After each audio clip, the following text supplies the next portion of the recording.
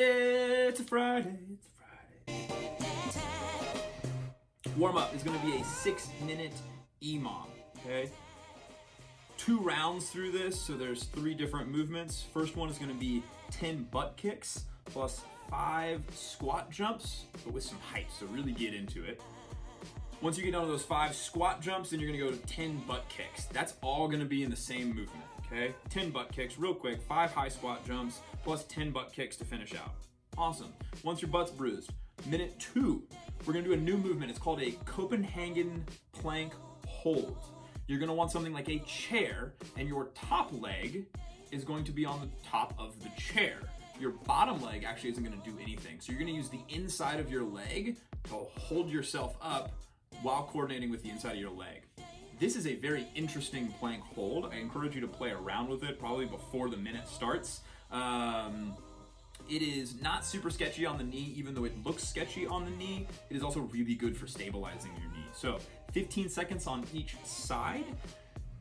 And that'll take us to minute 3. We're just gonna alternate 10 total Cossack squats, so 5 on each side, work yourself lower and lower. Once that minute is done, you're gonna go back to the top for the butt kick, squat jumps, butt kicks, 2nd minute, Copenhagen planks, Cossack squats, and we're gonna call it good.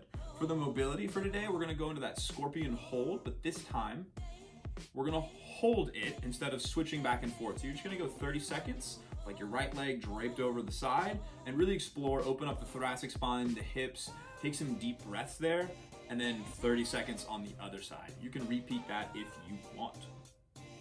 Once we get done there, we're gonna go to a short 3-minute AMRAP, just some specific position work.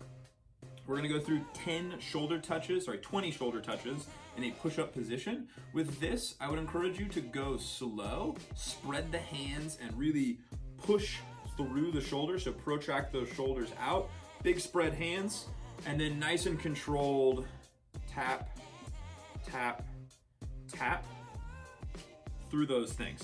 You're gonna then go to a 10 plank up downs. This is just going from your elbows or your forearms up into a push-up position, back down. You're just marching through that plank 10 times, and then 5 inchworms real quick. Given that you're doing all this other push-up stuff, I would just do inchworms to the push-up position and then back up, just to get a few more reps during this 3-minute window. This is where we're gonna part ways just a little bit. So I'm gonna start with the equipmentless option. Metcon 1, we're gonna work on our push-up control, okay? What we wanna do is we wanna do 5 sets of 5 really slow push-ups. We'll put a range there, let's say 3 to 5.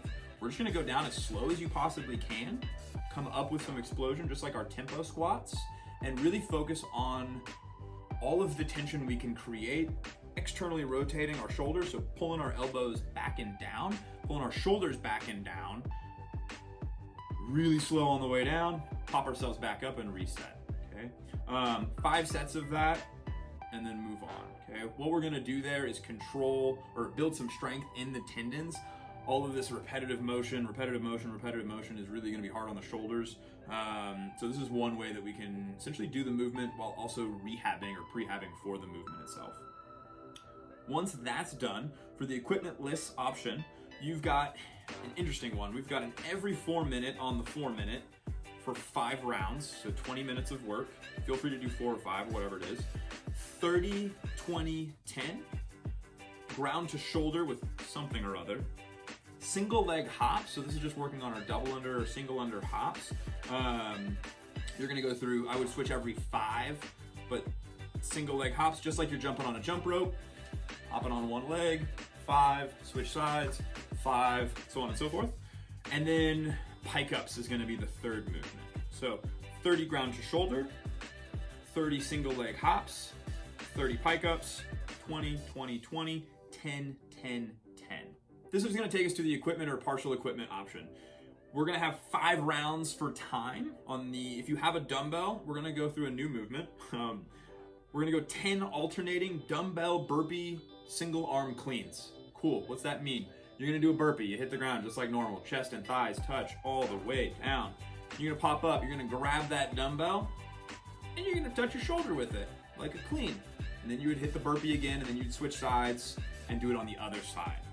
Once you're done with those burpee single arm cleans, you're gonna go into 60 double unders. This is 5 rounds.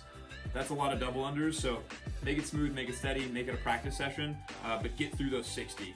Shoot for unbroken, that'd be cool. When we get done with those, you've got 10 strict chest to bar pull-ups. I realize a lot of us don't have a pull-up bar. One of the things Tara, I believe, did, she set a bar between 2 chairs and did rows that way. You've also got the towel roll option, but find something you can do a pull with. If you have equipment, you have like a dumbbell or a kettlebell, a row is gonna work really, really, really well. So just a bent over row is also gonna work those muscles.